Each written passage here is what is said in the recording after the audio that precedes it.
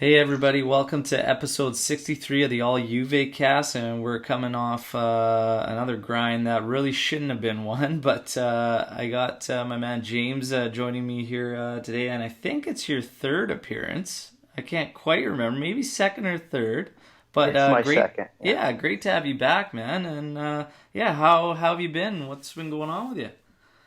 Things have been good. Things have been good. Busy, busy. For those who don't know, I'm a father of five. Wow.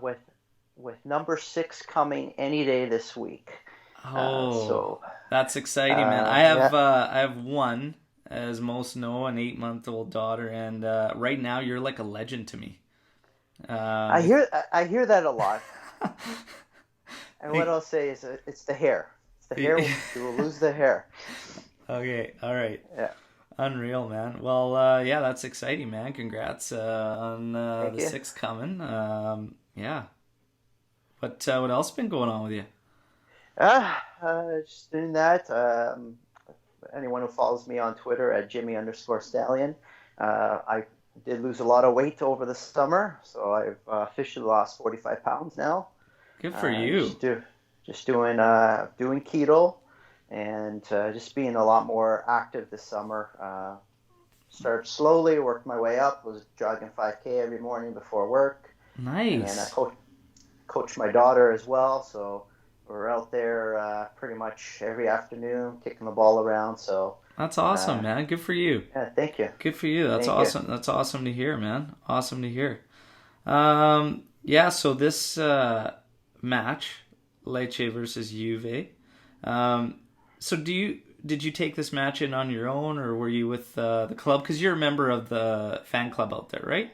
Yeah, I am a member of the Juve Club Toronto.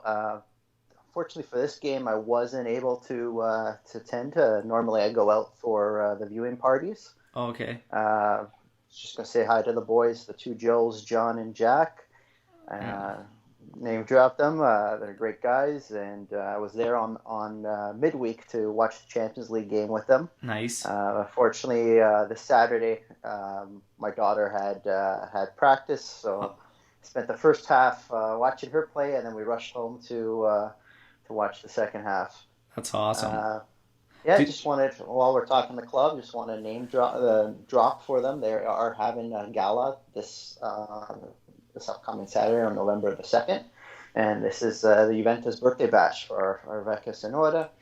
If anyone is interested, they can call Joe at 416-315-4221, or just go on their Twitter page or their not LinkedIn, Instagram page at Juve Club Toronto. perfect. Nice. Nice. That'll be cool.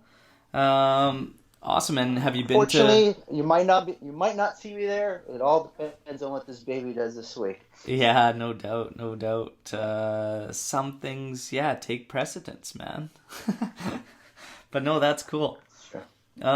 This match, Lecce and Juve. Yeah, I don't know. This was a frustrating one, and not that we played bad, but when you read these takes from fans and stuff after, you really wouldn't know what to expect until you actually get in there and watch it yourself, because I was seeing some people's takes just saying, yeah, watch the game, we played like crap. Well, I don't agree with that. I don't agree that we played like crap. Saw another one that what was it? It was just well, if we had Mandzukic in this one, or Costa and Ramsey, I don't agree with that. I think the guys that were in there were perfectly fine. Um, we we generated a lot. I mean, we just couldn't finish. It's the guys that were on the pitch need to take a look in the mirror and realize they dropped the ball in this one. And this one, it's a draw. It's not the end of the world. We're early in the season, but it really does feel like a loss because of our poor conversion rate, which continues to be a trend. But let's get through some of this match here. It was early on. It's a couple minutes in. Delict, he's clearing the ball with his head. It goes straight up. He goes again, but he puts it right in the middle of the park. It's just like, come on, man, be a little more aware here. It ended up being a hell of a hit, a rocket, but right at Chesney. 8 minutes in, Berna, right in front of goal, decides to take a touch instead of just direct it on goal. I don't know. He was probably, man, he had to be, he was between the 6-yard box and the PK spot. And he decides to take a touch, and it reminded me of that old clip of Sturaro, man, where he just like loses the ball completely at his feet, and he's just like doing this spin thing. He ends up hitting it. It goes through the defender who blocks a chunk of it. Dybala comes in. Defender blocks his shot, but just making a mess of it. We continue on. 12 minutes in, Bonucci. He had one last match against Lokomotiv. Got another one in this one. Header going wide. He's doing a great job getting in there, but he's got to be a little bit better on those ones, man, especially when he's unchallenged. 14th minute. Goal from Higuain. Great ball movement. Excellent ball movement. Sandro puts one across. Higuain taps home. Gets ruled off for offside and disallowed, and rightfully so. At this point, I started to see a little bit better sense of urgency in the ball movement. And we started to see some kind of another unique sequence. I've been pointing out some sequences that I've been seeing throughout the season so far, and here was another one where the forwards were starting to drop in, show for. Ball would come into them, back outside to midfield or out wide, and then Bernardeschi ended up being the one from the trequartista role, making those penetrating runs on the key. It was awesome. It was good to see. It looks like it still just wasn't there as far as the chemistry goes and the timing, but it's definitely a cool sequence that could start paying dividends. This particular one, they hit it a couple times, but nothing, again, just that final ball that seemed to be the issue throughout this match, really. But we're about 21 minutes in. Higuain with another opportunity after being sent through by Dybala, and he misses wide. A lot of fans getting on him for this one and not making it count. 24th minute. Dybala taking on two defenders. Did great. Missed the target going for the top corner, not by much. 25th minute. Dybala sent through, and this time gets robbed by the keeper. Great save. A lot of people saying he's got to finish that. Well, yeah, I mean, the natural finish on that one is to go far post, carry on with his run, right? So maybe he's thinking keeper's going to expect that and try to tuck it short side. I don't know, but 25 minute, I mean, we're all over them. At this point, it was fairly open. People were expecting a lot of goals. I was too. Lecce was not shutting down, but after this particular save, I think that's when Lecce, you could see them start to go into that shell and start to want to play that counter game. But Juve was in total control at that point, and I felt perfectly fine. We're about 30 minutes in, and what were your kind of thoughts around this point and right before Lecce wraps it up into that shell? So, as opposed to last year, we wouldn't have had any chances created. And that's the difference with Sarri this year. Absolutely. You're seeing that ball movement. You're seeing the passing. And it's not those long balls that that aren't going anywhere with nobody there, where Mandzukic thrived on. It is these short passes. It is these creating movements, making that defender move so that it's 3 passes later they're in the box. So they are doing that. What surprised me in the first half was the amount of balls that went through the box with nobody on the other end of them. There are quite a few, besides Higuain's when he put it in the offside position. There must have been like 3 or 4 other chances like that as well. And at one point, the commentator was picking out that Higuain was yelling at Bernardeschi for not being sure if that's where he was supposed to be. Would Ramsey have been there at that time? Who knows? I think the other part of it was this is probably the first time you've seen Dybala, Higuain, and Bernardeschi together because Ronaldo is always there. Yeah. So I think there was a lot of different roles as well for them. And then the other surprise starting lineup for me was I thought Rabiot would have been starting over Bentancur, because I have Bentancur as the vice Pjanic. Yeah. So that kind of surprised me with that start. Uh, Not sure if it made a difference in Yeah. the long run, but Yeah. you had guys who this is their time cracking the lineup, and they Yeah. weren't in their normal spot. Yeah, we didn't. Yeah, we actually didn't touch on the starting lineup, but I mean, the starting lineup. I mean, I would have expected against Lecce probably get a little more of a change in there, just to get a guy like maybe Bonucci a break and stuff. I mean, he needs one. Even Pjanic, I would have been comfortable with him having a rest in this game. But the rest of the lineup, I thought it was fine. And I mean, honestly, like I said, some people were talking about the players that were in there after the match, and we needed these other guys. We didn't need it. Like, I mean, we're half hour in, and we easily could have been on these chances that we've touched on 3-0 up easily. And we're talking about half hour into this match. We carry on here, but you're absolutely right. I mean, in a game wide open last year, I would have felt okay with our chances, but it seemed to be that the blueprint was there for Juve in the last year and a half. Shut it down, play the counterattack thing. They won't find one. All they're going to do is cross it in. That's no longer the case. And now when teams shut it down and they go into the shell, I actually feel great about it, because I know we're going to control possession easily. And I don't feel like are we going to find a goal? I feel like it's a matter of when is that goal going to come. So I feel a lot better confidence-wise. So this particular one, 41st minute, make a great run of play, and Danilo actually breaks in behind the D. He played a ball across that would have been a tap, and I know Bernardeschi got a bit of a tug on the shirt and seemed to let go. I still felt he could have pushed through and maybe got to that. I was kind of upset about that. But maybe Danilo's got to have a shot on target from there. I don't know. That's a tough one. I mean, if he looks over at glance, it does look like Berna should easily get there. If he has a shot, it's kind of a tight angle. I don't know. It's a tough one there, but a lot of people are just saying just hammer the damn thing on goal. That's their opinion. So we get to the half. 47 minutes, Lecce is trying to do a little bit of damage on the counters, but no avail. They're extremely lucky to come out of this not being multiple goals down. The halftime, Juve is moving the ball quick. Higuain and Dybala doing very, very well. We spoke on the great sequences with Bernardeschi and slipping in behind there. But again, just our conversion rate. Our conversion rate needs to be much, much better. So yeah, coming back from the half, we get a review on a challenge made on Pjanic as he steps in off corner kick.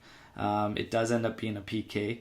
Dybala steps up, he buries it, and it seemed like it ended up being 6 minutes later, but it honestly just felt like it was immediately after.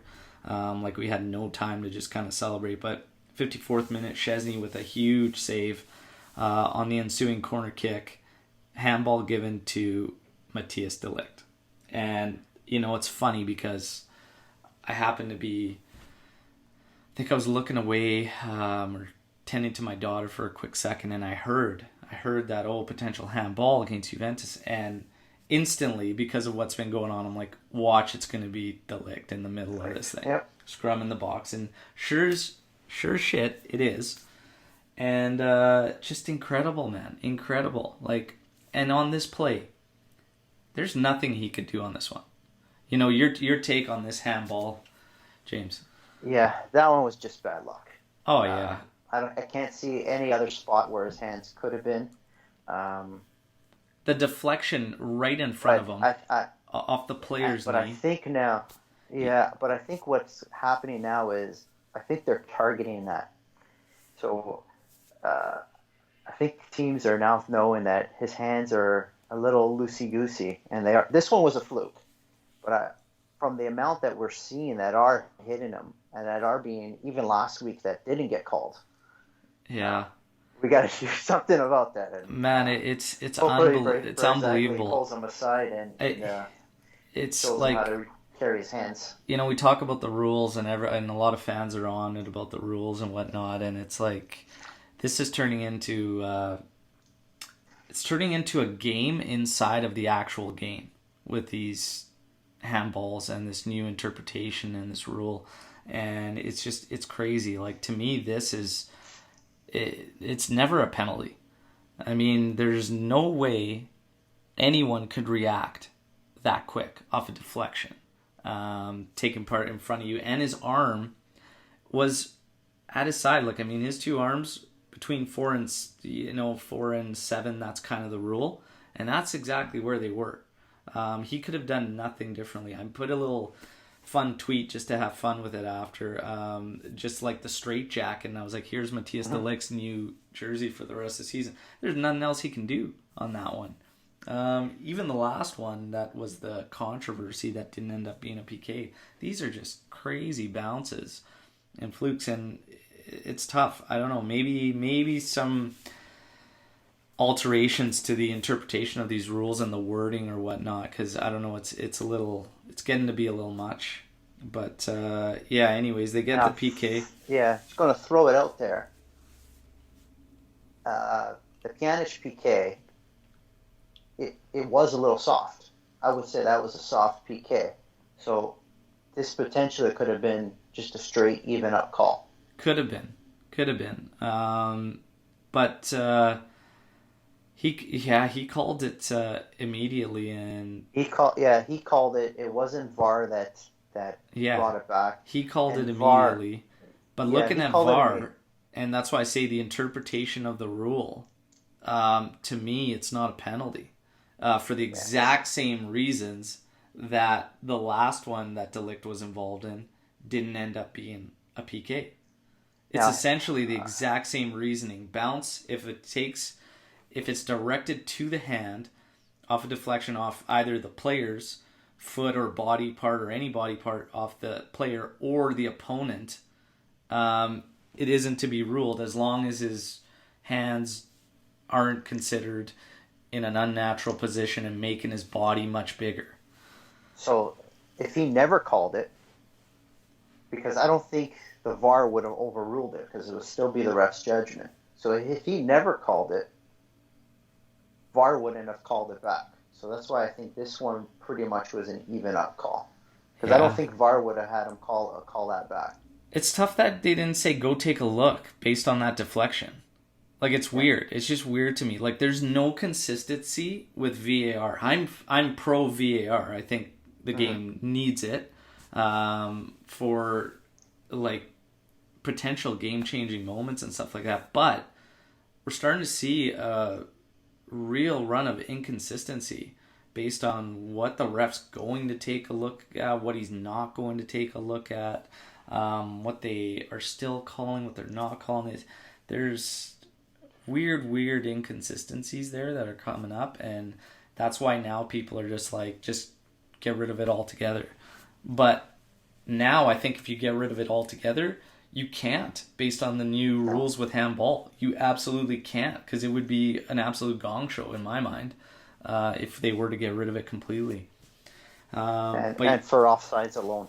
Offside just basically takes everything out of it. Yeah. So it's gotta stay. They just gotta stick around. They just gotta dial it in. But yeah, and you know what's funny is when it first come in, I don't remember these. I thought it was great when it first come in, and it seemed solid and it seemed even keel. But now it just seems to be going the opposite direction, and maybe it is because of these rule alterations, right?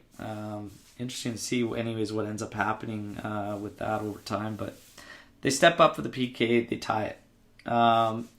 Cuadrado ends up coming in for Danilo, and really, honestly, Lecce hasn't done anything throughout this game. I mean, they try on those counters, but I mean, there was never a real threat. A couple good shots, but I mean, Szczesny really made probably 2 really good saves throughout this match, and the rest were kind of right at him, but nothing crazy. Just hoping to not get caught on one of these rushes, but they were never odd man rushes. They were always kind of in control still.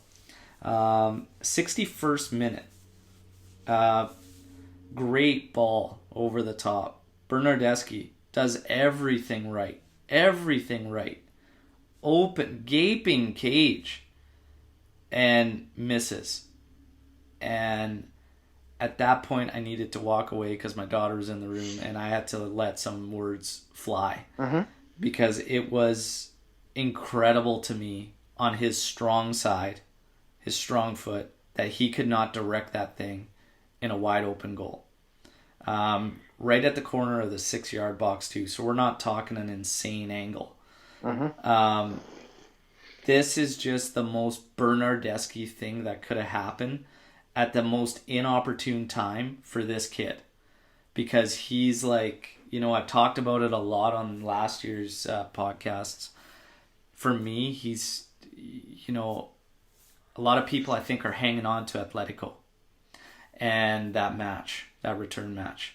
After that, it was back to what he had given us all through last season, which was flashes of that brilliance that could be there, that we just don't get enough of.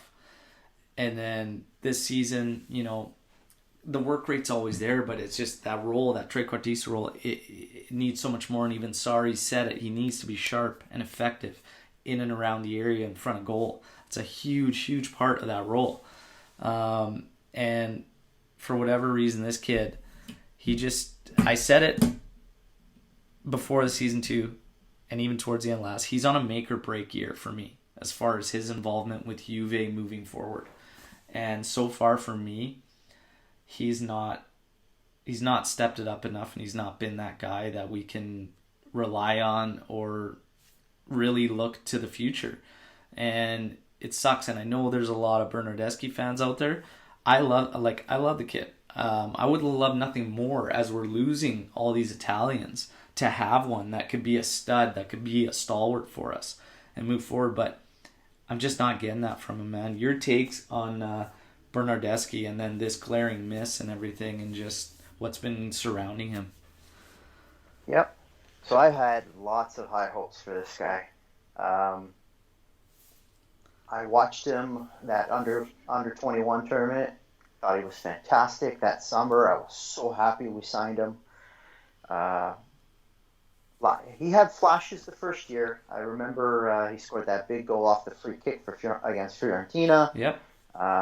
He's left-footed like the Balla. And last year he had the first half of the year. He played pretty well. He basically took the Balla's spot on the 4-3-3 under Allegri. And he had that chemistry with Ronaldo, and it looked like he was going to get going somewhere. And then he had an injury, and then he lost some momentum. And now this year, at first it looked like it was going to be the exact same 4-3-3. Now they've dropped him back into that trequartista role, which really it's Ramsey's role. Ramsey's the 1A, but because of the injuries, this is where he needs to take advantage of that and really step into it. He had a great international break. He scored some big goals for the national team. Again, using that left foot coming off the right side. You mentioned it before. We don't have that many Italians anymore on our starting lineup. I have two of my jerseys. Got his name on there with the 33 because he was my hope. When Del Piero, years ago, you needed a jersey. Who do you put on there? Very straightforward. You put Del Piero. Yeah. Once Del Piero was gone, then it kind of became a question mark. Oh, you want to put an Italian on there? You really don't want to. So who was it? It was Marchisio. Yeah. So once Marchisio left, who do you have? Yeah, Chiellini, Bonucci, but they're defenders. You want that offensive talent. And he was that guy, and that's why I got the 2 shirts with him. And I have a lot of high hopes for him. But this is it. He needs to step up this year, or he will be sold, and you'll see another Italian talent come in. Yeah. Chiesa is the name we hear a lot about. I'm not sure if he's probably the right fit. I would actually like to see Tonali come in and help our midfield. But he really needs to step it up, and it is that his finishing. He does a lot of good things right, a lot of good little things. On that play, the finish was lacking. but how he took that Oh ball yeah. in stride, Like I said, that was he did amazing. everything right. He had the stutter Like, step that beat the goalie, and then he poked it. He yeah, like waited, and the goalie thought he was gonna shoot, and he just poked it by. He did everything right. and, Everything was perfect. and But I don't know if it was a cockiness of that he wanted to put it in the corner instead of putting it in the gap in net. I'm not sure, but I have no idea. But it's like the most Bernardeschi thing ever. That pretty yeah, much summed him up at Juve for me, man. It's like everything right, and then the last detail. He could just never cross the T or dot the I. It's always just yeah, like it's always just left there, and then it's even more frustrating than if he like screwed up that long ball. Do you know what I mean? Like it's just like, yep, okay, that's a tough ball to handle, but he does that right, settles it dead on the spot, dead on his foot in stride. mm-hmm. Keeper comes out, he waits and then goes by, beats him on the hesitation, and then it's like awesome, man, like good for you. And then it's like, wow, wow. Oh, Like, I was already up on my feet thinking it was a goal. oh, I know. I was ready. I was just like, when he traps, I was just like, oh, that's sick. And then beats it, I was like, oh, yes, like, yes, stand up. And then to see him just like not finish is just, my God, I think it was Higuain following up that just like the hands instantly over his eyes and his head, like, I can't believe like I just watched that. Yeah, it's just that is Bernardeschi, man, in a nutshell. That sequence was him in a nutshell. I'm really hoping for it to change, but I don't know, man. Like it seems to be the exact same thing, and everybody's like analyzing what is it about him? Is it like why can he just not be consistent? Why does he seem like to not have confidence, even though he's getting more minutes? You know, like Mm-hmm. you nailed it. You nailed it when you said this is the time, this is the moment for him to take advantage of these minutes because we know Ramsey's the one, you know, he's in Yeah, that spot. Bernardeschi's going to give him his rests, but this is a time for him to make it a question. And right now it isn't. Like Ramsey's fit, Ramsey's in there. mm-hmm. You know, it sucks. It absolutely sucks to see. And then you know we have this match. Granted, Bernardeschi's not the only one that missed some easy chances. I mean, Dybala had his, Higuain had his. Really, they all got to take a look in the mirror and realize Yeah, that they dropped the ball in this one. You know, we get to yeah. the Because let's and the stick with Bernardeschi here, because earlier in the year, Sarri had spoken about him actually being dropped into the midfield more as a Menzola. yeah, he's been talking about for a bit here. So I'm wondering if that's potentially where we're going to eventually see him, because he's doing all the other little things right. His crossing's all right. Um, it's just he can't finish. So if he can't finish, maybe he shouldn't be in the front three. Drop him Yeah. back a bit. That's a potential. But let's see what Sarri does. We already have a crowded midfield. And now the thing We'll is, see. when we start talking about that and dropping Bernardeschi back in there, so the way I see this midfield currently is Pjanic, obviously your lock. Matuidi, based on matches with the protection he provides on the left, is going to be one of those staples. Yep. Rabiot is trending upwards now in the past couple of appearances, which is great to see. Rabiot could also play on that right side. I truly believe. Bentancur, we know Sarri is hot for Bentancur, and he can provide that Pjanic role. I also believe Rabiot could be a potential The Tranquista. a potential suitor for that Pjanic role in Regista. Ramsey up top there as a trequartista. Khedira has fallen right off for me. Okay, so like I've just like he's been invisible for about 6 appearances now. He stepped into this one in the 66th minute because Pjanic had to leave due to injury, which is also crazy. We're definitely not going to see him midweek. We got to wait for another evaluation that apparently is going to be coming tomorrow. So we'll wait to see what ends up being determined there with his timeline. Hopefully not long.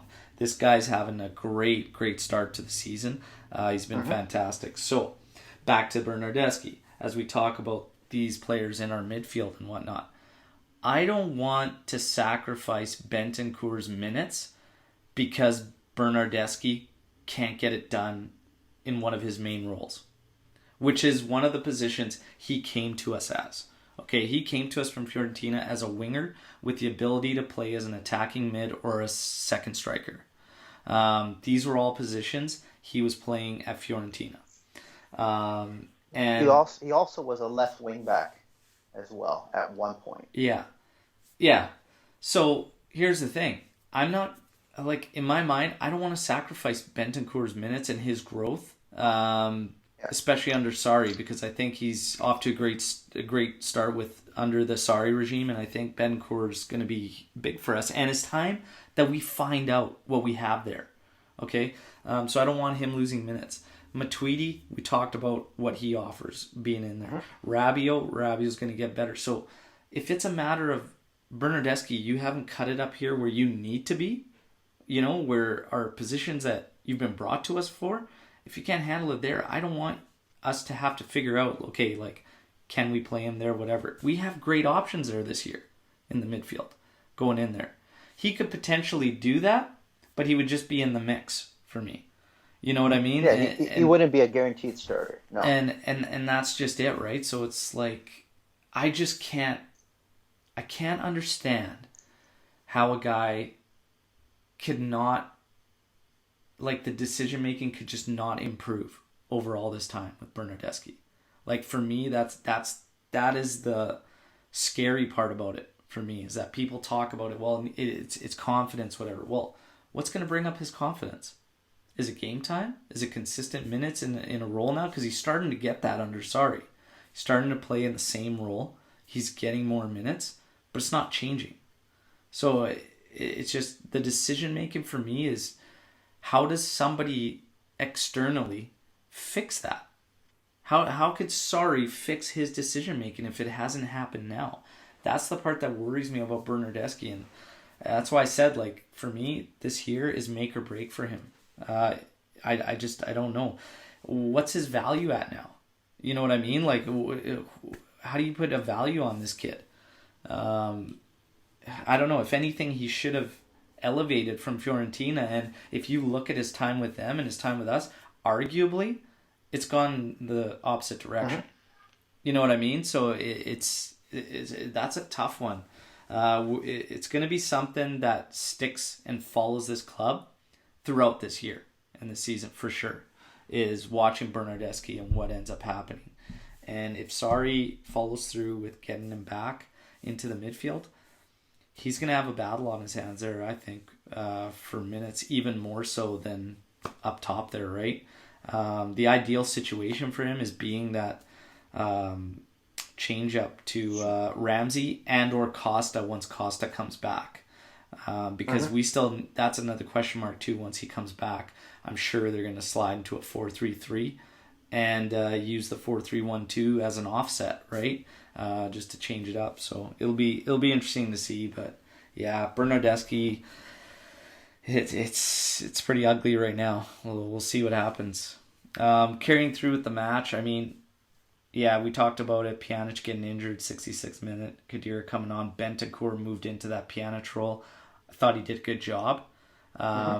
It wasn't too far after this where really the second half was really sluggish. And we talked about Juve, just these trends of poor conversion rate and just playing to the intensity and the proper approach for only one half in a match, either the first half or the second half. And this is kind of what happened here. The second half, just really, really slow approach, no sense of urgency. And then right about the 74th minute or so, it started to change. And we started to pick it up, but it's just too little too late at that point. We had chances. Bonucci had one fall to him off a free kick. He couldn't direct it on target. 77th, the ball that cuts across goal. Missed barely missed wide, but not the opportunities we were creating in the first half when we played with that quick passing and just good tempo, right? And a few more decent late opportunities, but nothing to really write home about. And we end up with a 1-1 draw that really feels like a loss. And because we have nobody to blame but ourselves. Once again, Juve is Juve's worst enemy. Your thoughts on what you were thinking back, reflecting on this match as a whole, 90 minutes, and what you felt at full time? So this match pretty much was the opposite of Wednesday, or Tuesday's Champions League game. Basically, we had a team that sat back and absorbed pressure. They each got a lucky goal. It's just what happened today or yesterday. We didn't have Lady Luck on our side to get that second goal, that winner. The chances were created. Just the ball didn't hit the back of the net. So looking glass half full versus last year, we wouldn't have created those chances last year. Yes. This year we are seeing that. We are seeing that passing. Where I think we are lacking, though, is in the fitness. That's why we're seeing these inconsistencies over 90 minutes. We're not seeing them go hard for 90 minutes. And part of that is our selection. Khedira cannot give you 90 minutes anymore. This game, we had some trouble with the injuries, although Khedira would have never seen the field. And then the other one that we didn't highlight was Higuain took a nasty cut from the punch. Yeah. And it went down for a bit. Hearing he collapsed after the game as well, and they took him in for get a check, but everything looks okay. He just had some stitches. Yeah. That there, who knows if he doesn't get that knock, he could have popped one in maybe 2-3 minutes later. He was looking good. He was doing some getting some passes, doing some short turns, and firing on net. Well, that could have happened as well. This is just it. I mean, there's a lot of people just analyzing and speculating things after the match, saying, "Well, no, we need Ronaldo. Like, you leave Ronaldo at home. He didn't travel to." I'm like, we don't need. If we need Ronaldo for Lecce, we got bigger issues. No, this was a perfect, and he's done it last. Allegri did it last year as well, where an away match to a smaller side, they just leave Ronaldo at home. Yeah. Exactly. Don't get him tired on it. But I'm pretty sure it's probably written in his contract. It's just guys blame it, like talking about these players and talking about the lineup and like for me, you look at this match as a whole. We had plenty of opportunities, and at the second half, when it's like, guys, we should be 3, possibly 4-0 up right now, and we don't have a goal. Like, that team needs to come out of that dressing room, guns blazing, and seal this thing. And they didn't do that. They went through the motions. They went through the motions for, 25 minutes in the second half where these chances would fall to them here and there, but nothing like what we were creating in the first half. And yeah, it was hot there. It was hot temperature. We had hot game against Fiorentina there. The other really poor match we've put up this season was that one against Fiorentina, the 0-0 draw. This one, yeah, the heat was there and whatnot, but we're also late October. Like, the fitness should be at a comfortable spot where should be that shouldn't be happening. The other part too is now we're going to be going through that stretch where we're going to have those 3 games in a week. Yeah, and the thing is, this is where we're going to need the rotation. Even if you look back to the late season last year, what was the story there? Because we were still doing half performances, and fitness is at your best come the crunch part of the season, and we were still going through that. This is a trend we just can't seem to buck, and I don't know if it's us playing down to these particular teams or what it is, but it's like one of the last 2 things Sarri needs to sort out with his club that's coming from the previous season and the season before that, and that's poor conversion rates and the lack of intensity and approach for both halves. and call that focus, if you will. But those are the last two things he needs to sort out where we can be absolute world beaters, in my mind. Because we're controlling all these matches. Like, we dictate what happens. You know what I mean? Like, if we have a mental lapse, the other team scores, okay, great, but they're not necessarily creating anything great against us. In open play, like, we have not given up very much, if at all, like, throughout all these games. These goals, a lot of the goals at the start of the season were set pieces, which has been on an upward trend. That's been getting better in the aerials and whatnot. But a lot of the other opportunities that teams create throughout matches is from our errors. You know, we talked about one early in this one. De Ligt needs to be sharper on that second follow-up header. You can't put it to the middle of the park, right? Get it out to the side, even if you're going to end up losing it, right? Little things like that. And that's why we're just our own worst enemy, right? But that's like incredible to see in comparison to last year, where you had a team that would accept wave after wave after wave and try to ride it out. Now we're the ones dictating what happens, and we've given up next to nothing in open play. Sarri even spoke to that in this game. Like, he's overall, it's happy. It's just, it's got to be a solid 90 that we start doing. And I want to ask you what do you think the root of that and why it's gone on for so many. Like, now we're going into a third season where it's potentially being that issue. Because last year, almost in its entirety, was there. Quite a bit into arguably over half of the season prior to that as well, right? And now into this one, it's something that we continuously see. Do you think it's a rotation issue? Rotation's part of it. I think the midfield is the biggest part of it. This year we're seeing some changes with the philosophy. We're seeing the short passes with Pjanic. In the past, we weren't seeing that. Khedira's got to get off the field. Yeah. He's part of the reason why we see that slow build-up in the midfield and the intensity. Tweedy, love the guy, runs his ass off. Great defensive stalwart. But offensively, he's got feet of stone. And that's one of the takeaways with him is, yeah, defensively we're going to be sound, and he's a must on there. Yeah. Because he's actually covering for Ronaldo not coming back. Yeah. So he's got to be there. But that's where you need the other two midfielders to step up. So Pjanic has this year. Khedira, with Juve for years, they always take a long time to bring in new players as the season goes on. So this is where the Rabios, the Bentacurs, the Ramseys of the team that have come in need to step up in these training sessions and show Sarri that they're ready to come in to do that. Yeah. Because we look like a better team going forward and defensively with Khedira off. Yeah. So if that, to me, that's been the biggest one. I just see him as a better version of Khedira. I think he had a good game yesterday. Actually, I thought he did a really, really good job. Again, it's that in the first half, he got into some great positions.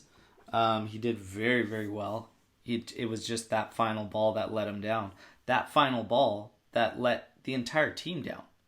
Everybody's final ball and decision was not what it needed to be yesterday. So I can't fault him just for that, but I actually thought he did a great job. He offers, like, that performance has offered so much more than what Khedira has given us for the past 5 or 6 appearances he's made. It's just he's at the bottom of the pecking order for me when it comes to midfield. That's it. Obviously, a lot of stuff surrounding Emre Can. He may not even be with us outside the January window, so we'll have to follow that one. But yeah, I mean, I think rotation, it's tough to say because, again, this full 90-minute performance thing has been a trend. So it's tough to say that's just rotation and Sarri's rotation. I do think it's a part of it. I'm hoping it's just kind of the remnants of Allegri that he still just needs to keep chipping away at, right? As he keeps talking about and saying all the right things that all the fans that have been complaining for a while about Juve that we like to hear. Which is like, I don't want to manage games. I want to kill games. You know, why would you want to manage a 1-goal lead when you can score another 2 or 3? Like, awesome. It's literally like he had been listening to this podcast all last season and just like, let's give Alberto what he wants to hear. Like, it's great to hear. And With I a think, cigarette in his mouth. man, yeah, I think it's just, that's what he's doing. I think he's just picking away the last little bit of it. And I think it's gonna, you know, the gameplay, the style of it, we've seen quite a bit. We saw a lot of it early, and that's what got me excited. Is like, I was really seeing it quickly into the season, and now we're seeing more and more and more of it. But now, I think what we're seeing is the mental aspect of going from Allegri to Sarri, that he needs to.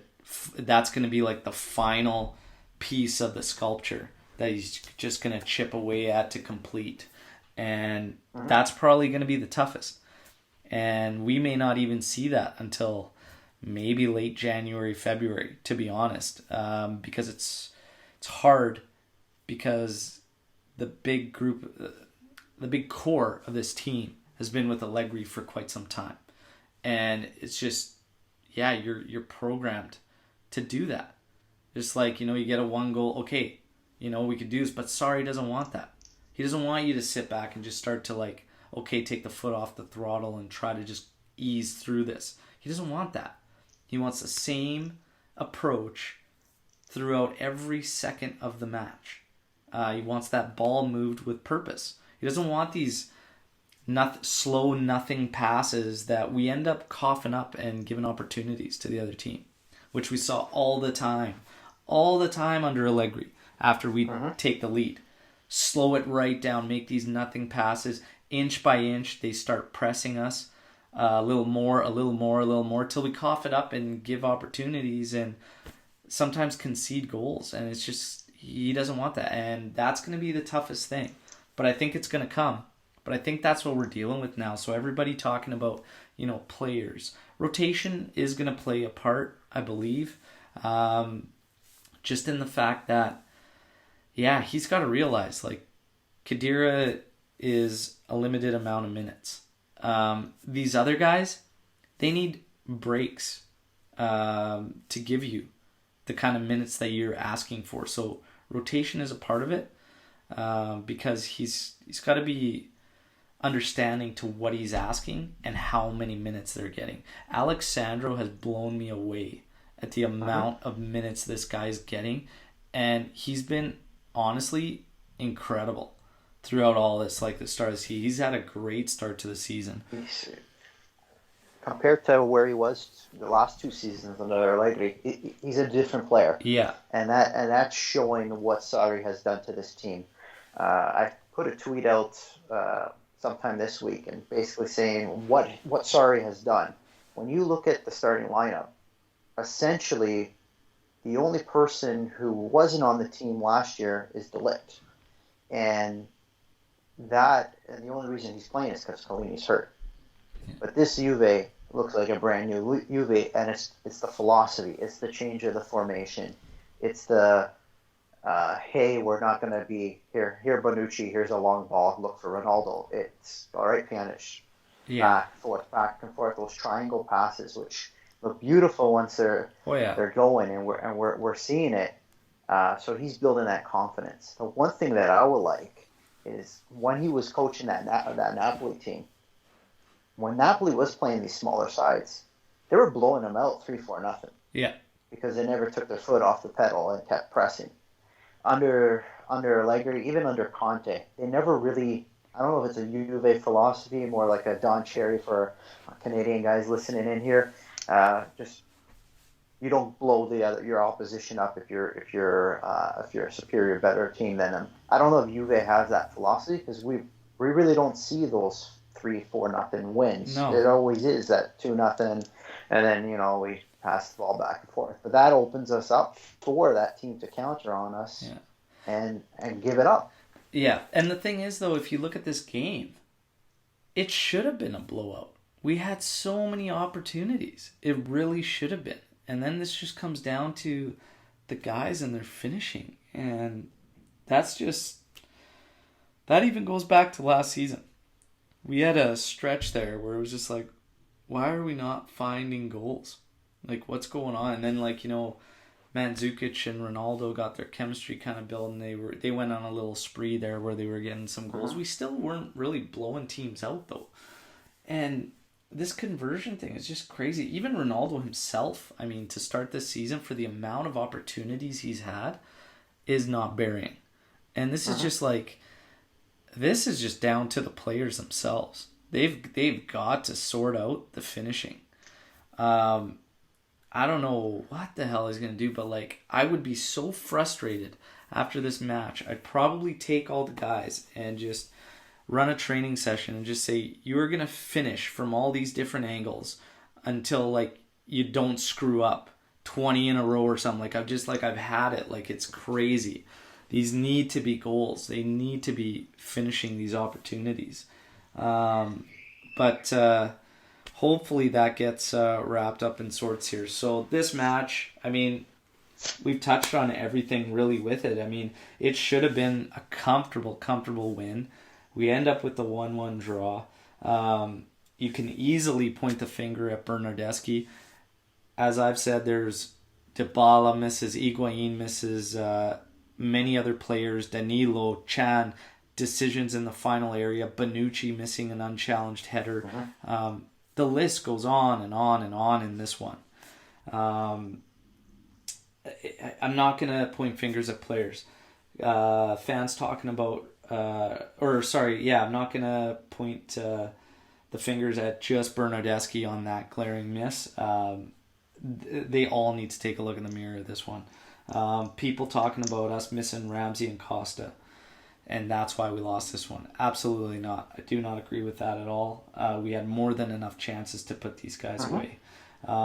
It's just, we talked about the things that follow this team: conversion rate and full 90-minute approaches. We'll see. We just got to see what ends up happening with that. Luckily, this particular match didn't put us into second place because Merida dropped the ball.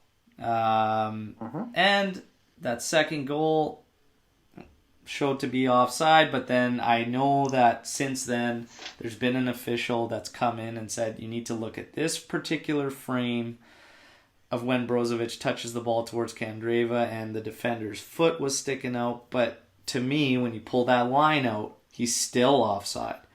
Whatever, we'll give it to you because, we are Juventus, and, you guys want to go with that. That's fine. Let's play to your narrative. Anyways, Merida dropped the ball. Today, and then Napoli dropped the ball as well, tying Spal 1-1. But who's coming in hot? Atalanta. Atalanta, I believe, finished at 7-1 today against Udinese. Udinese having a player sent off in about the 32nd minute. But this team, obviously it hasn't gone their way on the European front. But that's probably what makes them the scariest for the Serie A run, because they are just running through teams. Absolutely running through teams, and they play great football. It is good to watch. That'll be interesting. They're now 3 points behind Juve. Obviously, Merida still 1 point behind us. Napoli keeps at 6 points behind us. So, this really sucks because a 1-1 draw with Lecce in a match we completely controlled, easily should have walked through. We could have furthered the gap on these clubs. And that's the part that hurts the most, and that's what makes it feel like a loss. Yes, it wasn't worst case scenario, but we could have stretched that gap with those guys dropping points, and Juve should not be drawing with Lecce. I don't care if you're on the road.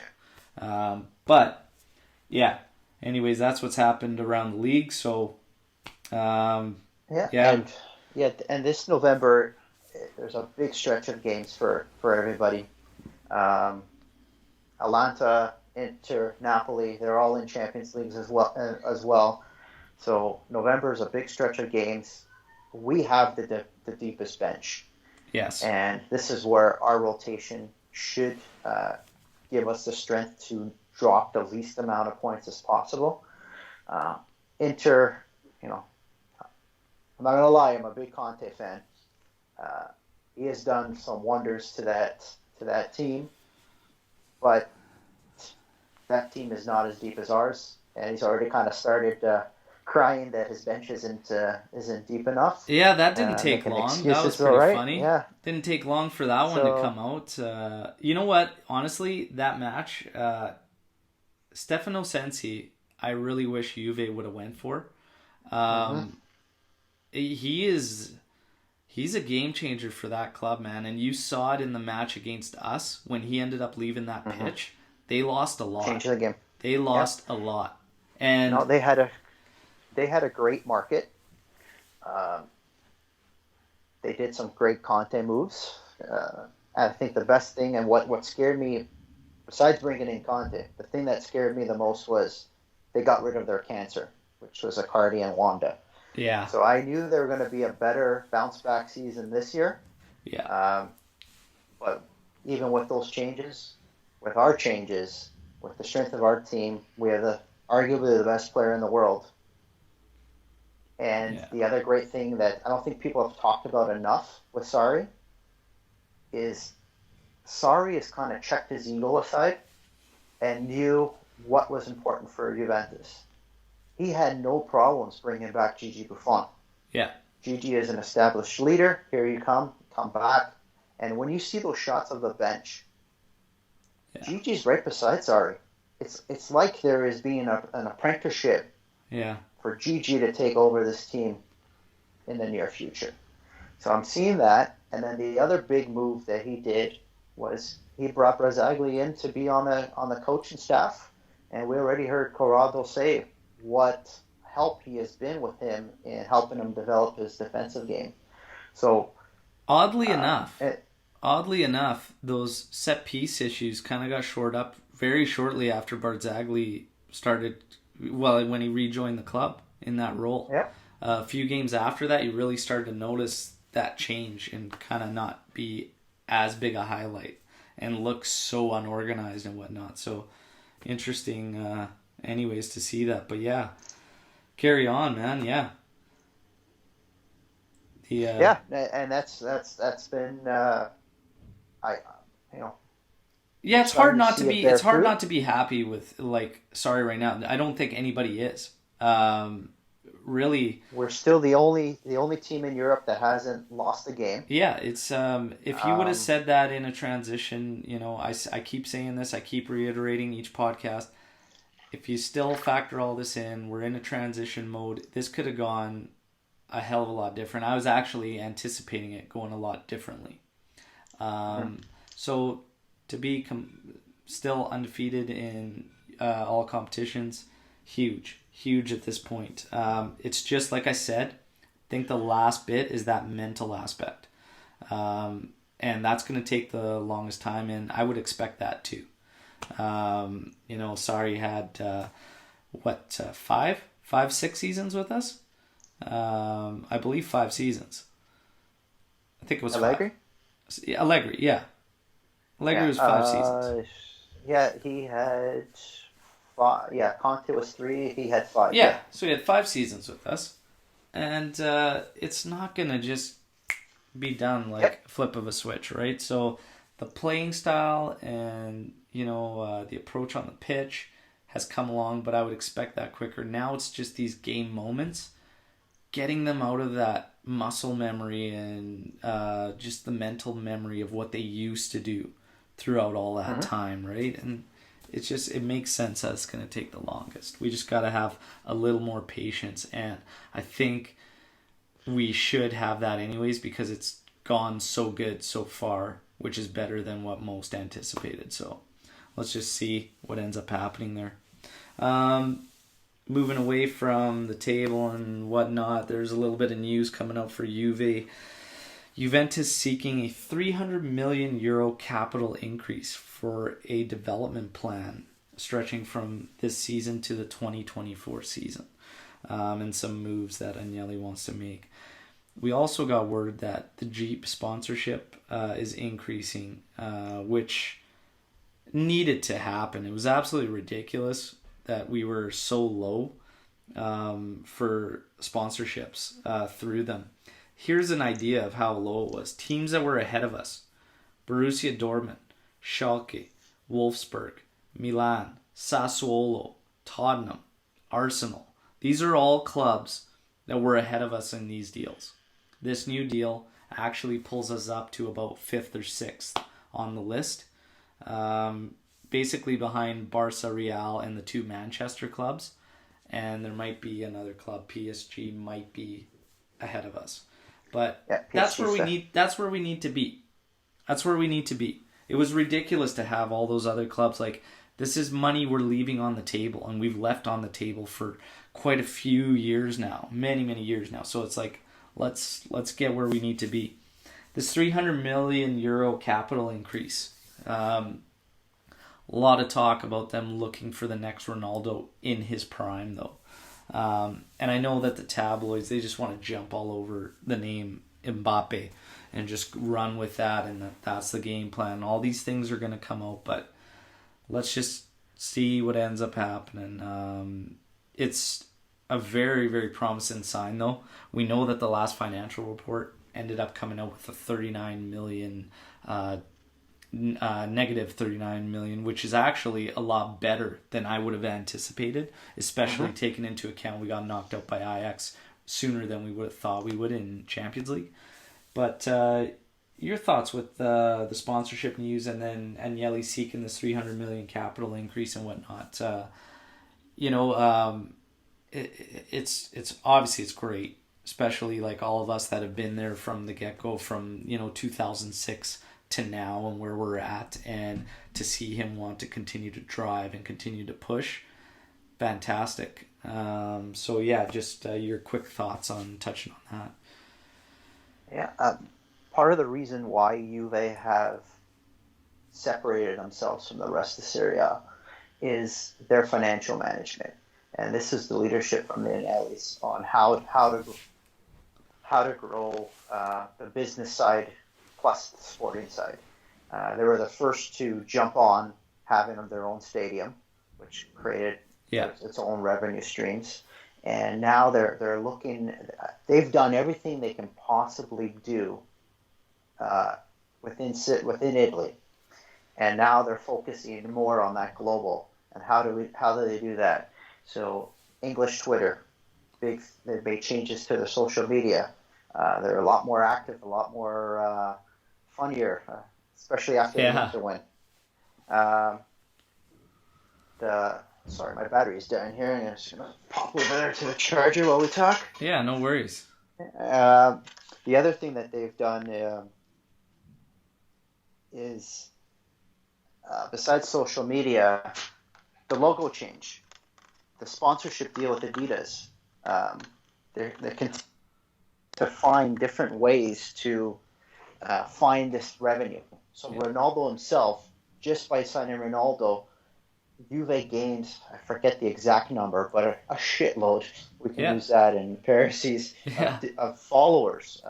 And those followers are in the Asian markets, which is why, as I tweeted to you, you're a trooper getting up at 6 a.m. to watch the game. That wasn't for us here in North America. That was for the Chinese market.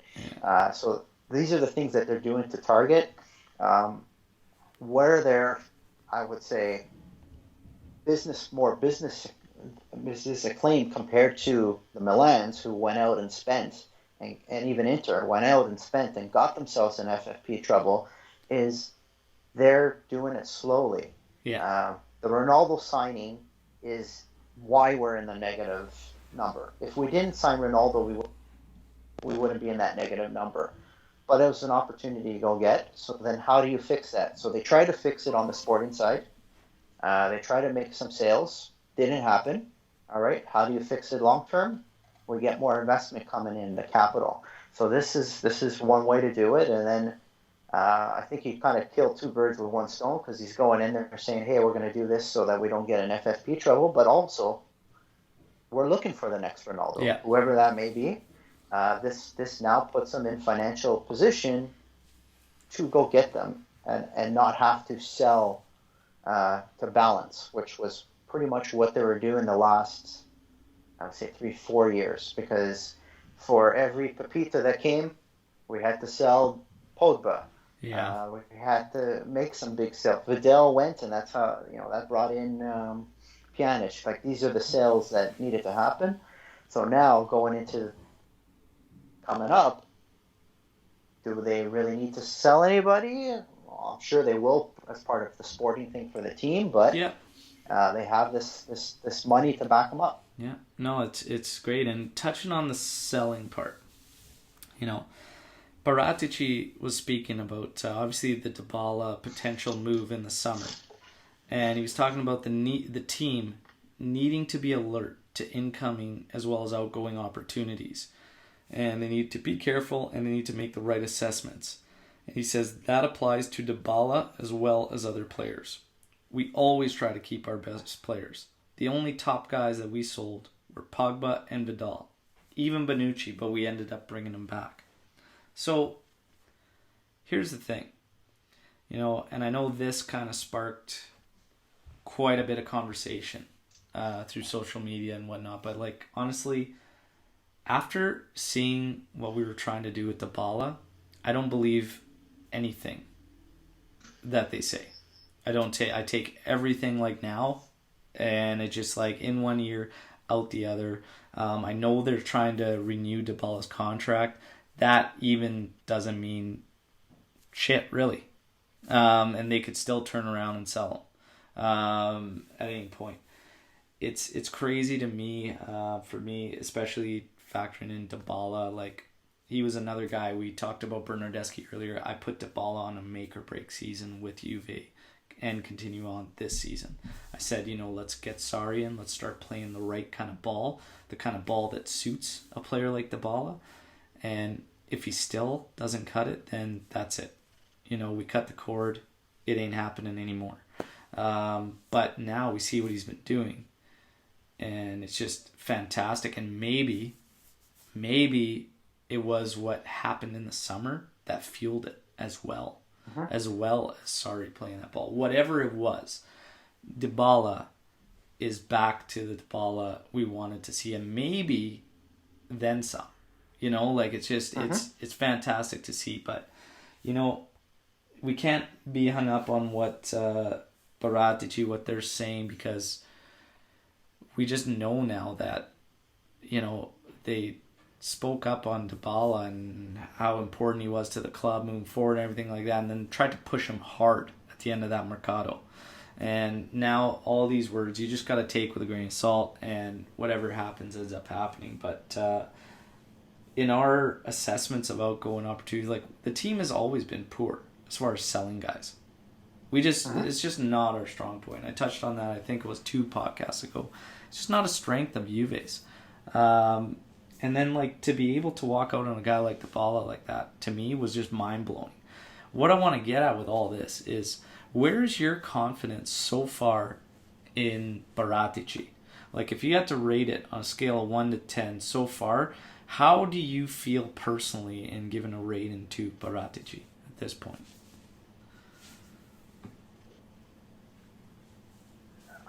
So right now I'm going to give him a 7.5. Yeah.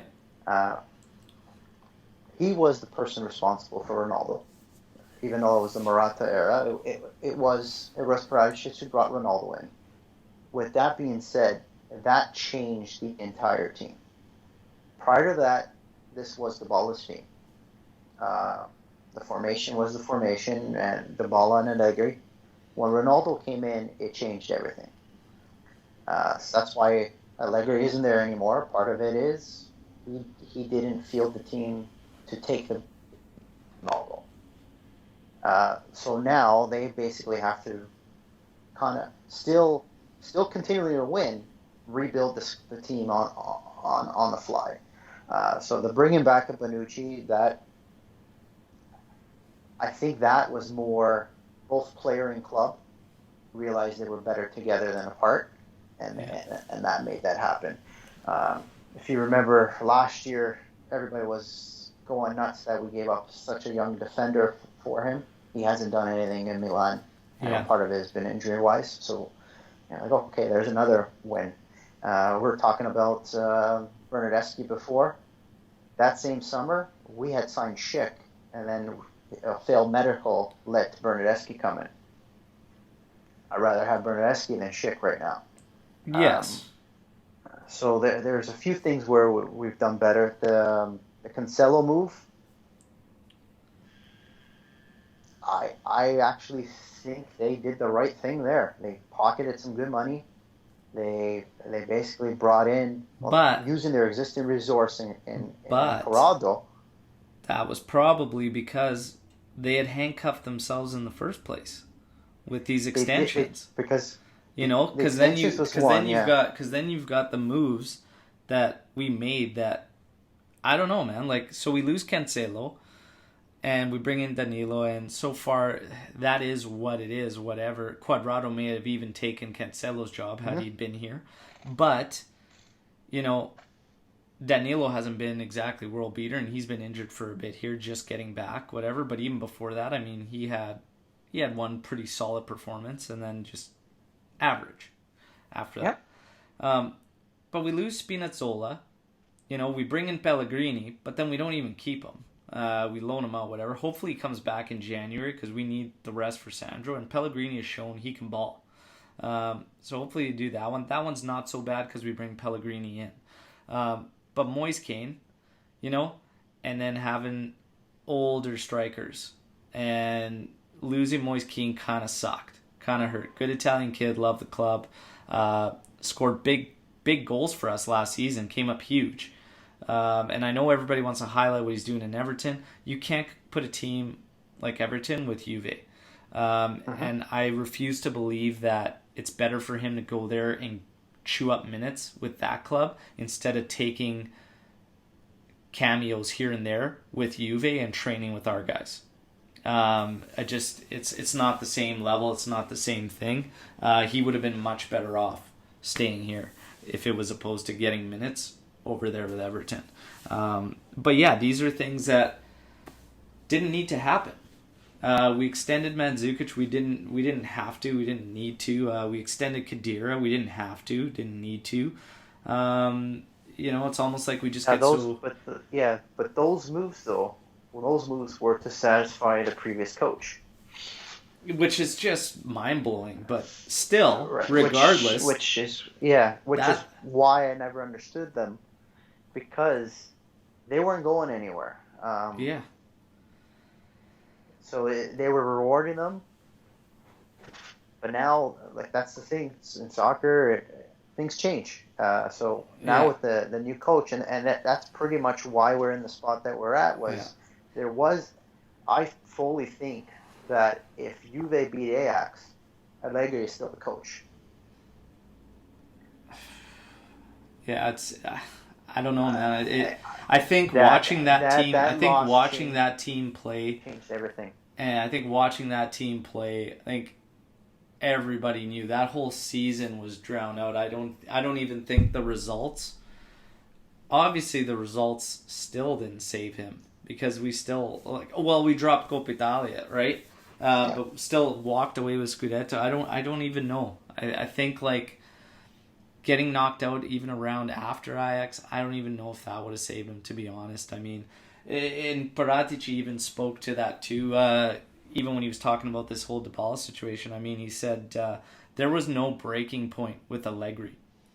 He said the club just decided to go in a different direction and making a change. That's exactly how he laid it out, and I think that's probably pretty damn accurate. I mean, I don't think there was a set hey, we lost to Ajax, this is it. I think it was just that whole season in general and watching every game and seeing no improvement, seeing no players progress.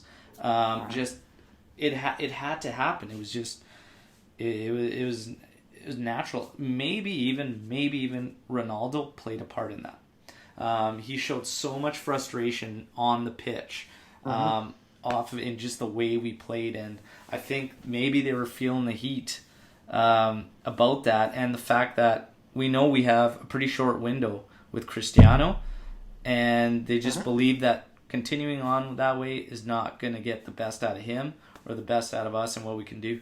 I think it was just, that was it. It was time. I don't necessarily know if it was just the Ajax thing or the whole thing in general, but no, yeah. We'll see what ends up happening. I'm with you. Paratici for now gets a 7 for me. But yeah. So that's pretty much it for this one. James, thank you so much for joining me. Always a pleasure having you on. Talking Juve, it definitely won't be the last time. We know we got the midweek against Genoa, October 30th. I'll be coming at you guys with another guest and another post-match podcast. But yeah, James, thanks again. Always a pleasure having you on. And once again, I'll let you just quickly plug that cool get-together for the birthday of the Vecchia Signora. Sure, the Lecce Signora birthday bash, November 2nd. For information, you can go on at Juve Club TO, which is the Twitter feed, and Juve Club Toronto, which is the Instagram feed. And if you are interested for tickets, you can give Joe a call. Joe is our president. That's 416-315-4221. And yeah, I hope maybe you might see me there. I don't know. Might be a baby. I might have to be in the hospital. We will see. Well, if I don't talk to you, before then or whatnot, congratulations ahead of time. That's exciting times. I hope everything goes smoothly. And yeah, best of luck to you. Thanks again. Everybody, we'll talk to you after the Genoa match. And as always, Forza Juve, fino alla fine. Ciao.